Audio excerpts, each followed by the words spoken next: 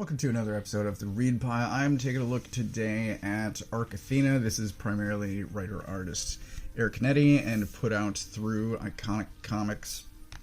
I have been listening to watching the Ink Pulp podcast for a while. He was a big part of that up until more recently.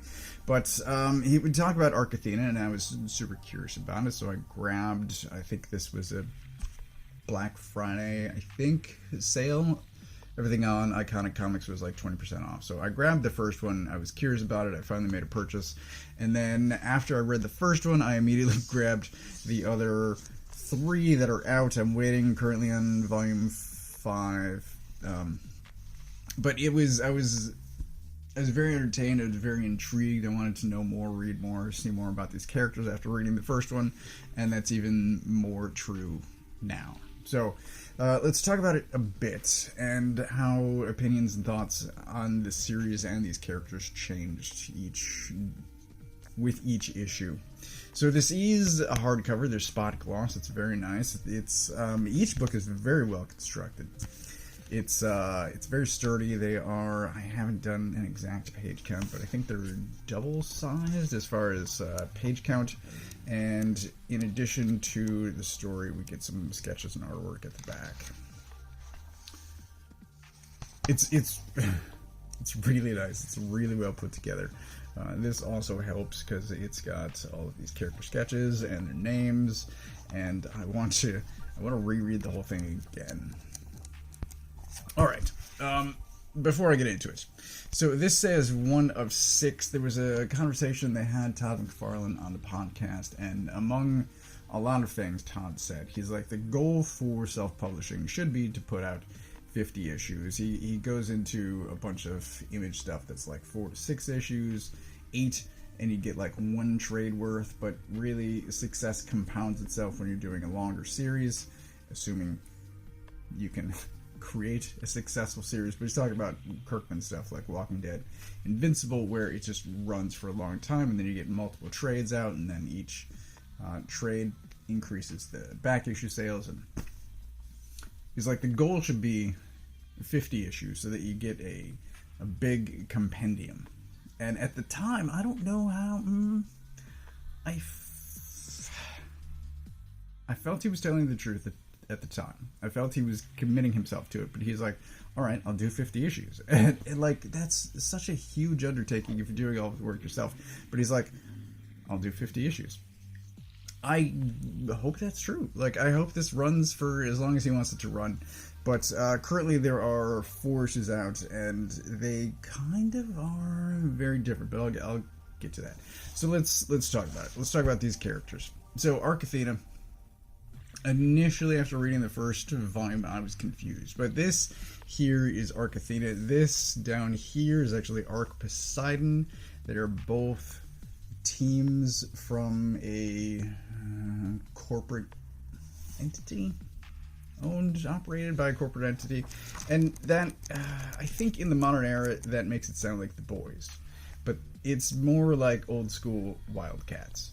So there is a very rich corporation that has gathered these 2 teams. One of them is the public face, that is Arc Athena. The other one is the Black Ops kind of group that's doing stuff off camera. These people are on camera, they're streaming their fights. It makes sense. It's also kind of wild. But this first issue is largely 2 fights that are happening at the same time.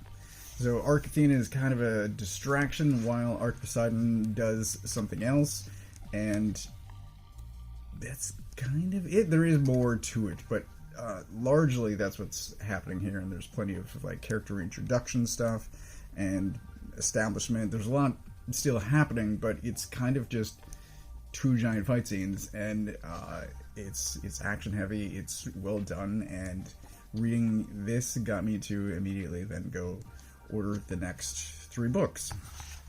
So let's talk about how things changed as I was going through, because issue 2 is kind of, let me just verify this is true real quick.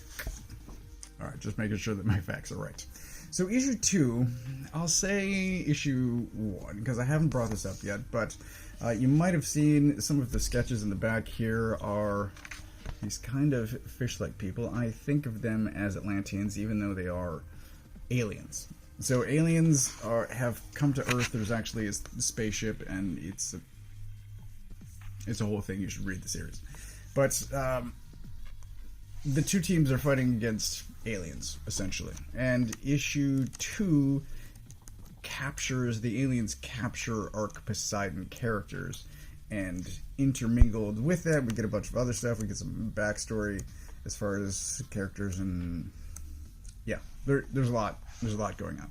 But issue 2 is kind of capturing the Black Ops team, who I think of at this point in my reading still as the main characters, even though they're not Arc Athena. They're not the title of the book. So there's also some public stuff going on as well, some of the corporate PR stuff going on. But this is largely capture, and they wind up in these kind of sphere things. I'm flipping through all of this, like, I forgot about this, but like stuff is for sure going on. Look at that. Look at her. It's always incredible. Also these colors, like just all of it, just so well executed. So then we get over to issue 3, which is largely, I would say, and again, a bunch of other stuff is happening as well, but this is largely kind of flashback, and it fills out some details and character relationships and stuff like that. And I'm going to suggest this now, because there are 4 issues out of 6, and I frequently say, just wait for it. Buy the trade, buy the collection, buy it. Whatever the complete form is, wait for it to be complete, and then you can read it all at once. But this, I'm going to say, is different. I'm going to go against that. You could certainly still do that. It's a valid option. But in my opinion, I want to go reread this, because each issue adds more backstory, adds more context to what's happening, and I want to reread the whole thing from the beginning, because there's something that happens in issue 1. There's a fight. Well, there's a confrontation, I'll say, between this guy and her, and as you read through the rest of this, you're like, oh, there's a lot more depth to that, to what happened than was initially clear, because now I have learned so much more about these characters and their relationships, and like, that's true for all of it. So I want to just reread the whole thing again, and thankfully it's only 4 issues, and it shouldn't be too time consuming, but that's honestly, I want to go reread it again right now. So this is a lot of flashback stuff, and then we get to, I think by the end of this, Arc Athena has earned the title of the book. The corporation has given them instructions about what they want Arc Athena to do, and the leader of the team's like, I don't think so, we're going to go do this other thing. This is where they become, I would say, the main characters of the series, whereas before, kind of the Black Ops group had the spotlight, but yeah, they totally earned it. So then we get to Volume 4, and Volume 4 is kind of another big fight is happening, but also there's, again, just so much more stuff, and look at this. The art is just incredible. And so it has taken time. I think issue 1 came out in 2021, if I remember the date correctly, September 2021, and we get to this about 4 issues have come out in 2 years, and then there has not yet been issue 5. So the pace seems to have slowed. I don't know. I haven't subscribed to any sort of newsletter. I don't know when 5 is coming out, but 2 issues to go, and I hope it continues afterward. I have thoroughly enjoyed this. I recommend checking it out, giving it a shot. It's really well done, and it's not often that I finish reading something and then immediately want to go read it again.